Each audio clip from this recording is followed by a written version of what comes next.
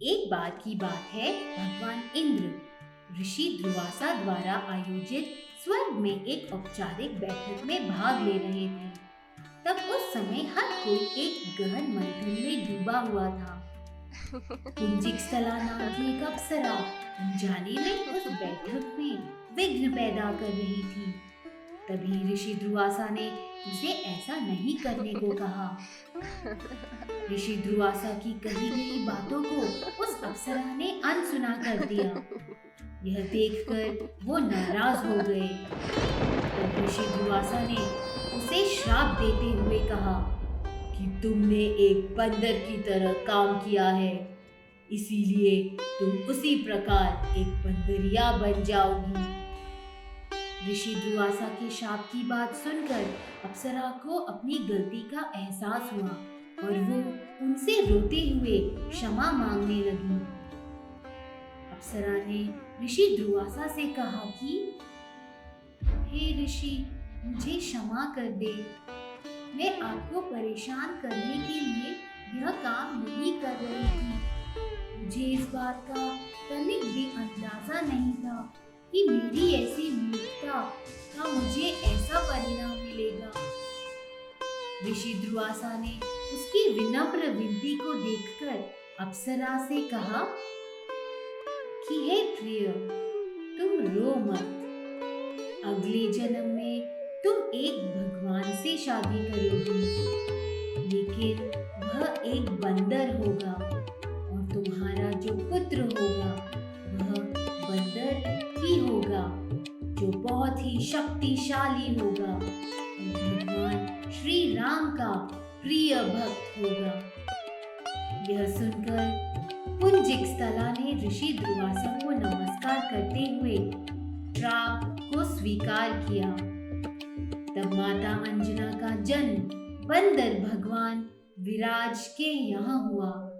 जब माता अंजना विवाह योग्य हो गई, तब उनकी शादी बंदर भगवान केसरी से हुई थी। इसके बाद माता अंजना अपने पति के साथ सुखी वैवाहिक जीवन व्यतीत करने लगी। अंजना और केसरी एक शांतिपूर्ण जीवन जी रहे थे। जब राजा दशरथ ने मनचाही संतान पाने के लिए पुत्र कामेष्टि यज्ञ किया, परिणाम स्वरूप अग्निदेव दशरथ के सामने प्रकट हुए और उन्हें दिव्य खीर का कटोरा प्रदान किया। उन्होंने दशरथ से अपनी पत्नियों के बीच खीर बांटने का अनुरोध किया। तब वायु देवता ने उसका एक भाग ले जाकर अंजना को दे दिया। जैसे ही उसने इसे पिया, उसे भगवान शिव का आशीर्वाद महसूस हुआ और वायु देवता प्रकट हुए और उन्हें आशीर्वाद दिया कि तुम जल्दी ही एक लड़के की मां बनोगी, जिसके पास बुद्धि, साहस, जबरदस्त ताकत, गति और उड़ने की शक्ति होगी।